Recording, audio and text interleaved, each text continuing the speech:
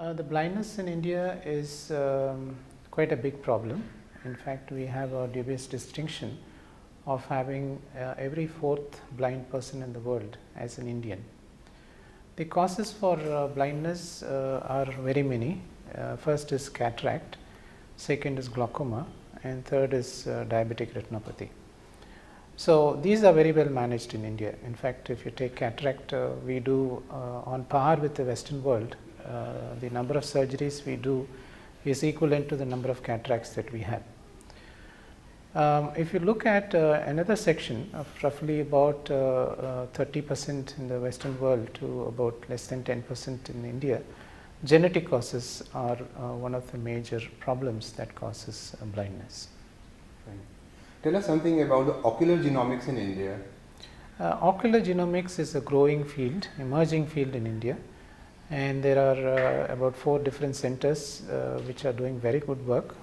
For example, RP Center in New Delhi, Shankar Nethralaya in Chennai, Arvind Hospital in Madurai, and LV Prasad in Hyderabad. There are new institutions also joining them, like Devi in Ahmedabad and Narayana Nethralaya in Bangalore. And they are doing a lot of research and trying to counsel the patients with genetic diagnosis so that they can plan their family. But if you compare us with the US, what we are doing currently is only about 10% of what US is doing in eye genetics research. Yeah, so there are about nearly 2,000 to 3,000 genetic eye disorders, which is very clearly defined, and about 500 genes that causes such kind of disorders have been identified and well characterized, and many of them have been studied in our country also by all these institutions and also published quite well. So therefore, the genetic disorders in India has a very different pattern compared to the Western world. In the Western world, you find a particular pattern type where every generation somebody is affected, which we call as autosomal dominant. Whereas in Britain, you see X-linked recessive, where only males are affected. But in India, particularly in southern India, you find another type called autosomal recessive condition, which is caused by consanguineous marriages, where blood related marriages takes place, where uncle, niece or first cousins get married. Are ocular genetic disorders treatable? Ocular genetic disorders as of today are not treatable. Depends on what condition we are talking about.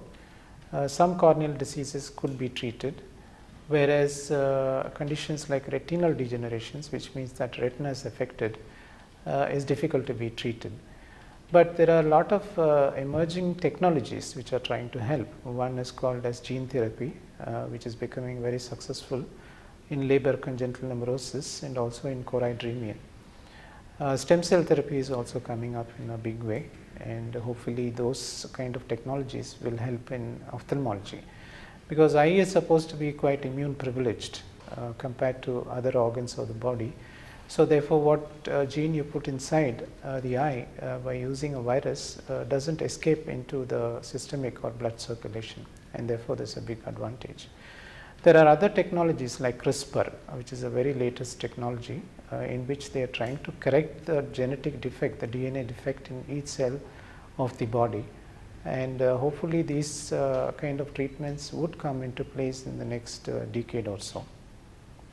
There are quite a lot of challenges, in fact. One is that in genetics in general, clinical practice role is probably about a quarter of the role, whereas another 3/4 is research.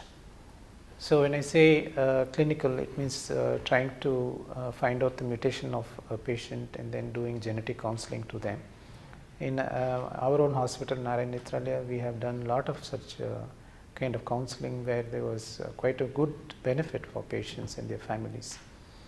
Now, in terms of research, which is 3/4 of what most people in the Western world also do, much research is not done in India. As I told you, in the US comparatively we are doing only 10% of eye genetics research. Across the board for various genetic non-ocular disorders also the scenario is similar. Now therefore, more research has to start, and for which you need a lot of money, for which institutions have to be allocating the clinicians to do research. And this is one big challenge in the Western world, particularly North America and Europe. You find clinicians playing equal part like that of the basic scientist, which is lacking in our country. So those gaps have to be filled up. So that's one challenge. And to do research, a lot of commitment has to be there, because usually it is very slow, not so fast. So you have to have a lot of patience to do research. And government has also to play a very big role in trying to allocate funding for basic science research, and particularly trying to encourage clinicians to do science in general. And how do you foresee the future of this? Well, there is a huge good future, because now genetics is entering into the arena of therapy, and where they are trying to use a lot of biological substances to treat. For example, they can silence a gene in a condition like cancer by using mRNA and various other receptor blocking drugs and agents. So therefore, they are trying to reduce the morbidity of a disease, and therefore in cancer you can reduce the pain, the other morbidity of the disease, and you can prolong the life of a patient so that they have a better quality of life, and they also can live long. So a condition like cancer, with gene therapy and various other gene silencing methods, you can prolong their life, and they can live as long as they would normally live, and that's the way it is going. But we have to find out a lot of genes which are causing these kind of effects, and slowly the field is also moving into personalized medicine and precision medicine, where somebody having a particular genetic defect, drug A won't work, and therefore you have to give drug B. So instead of giving drug A and producing adverse effects, you can actually genotype them or find out the genetic constitution, and accordingly you can actually tweak the medicine, or you can actually modify the drug so that you get the best beneficial effect for your patient.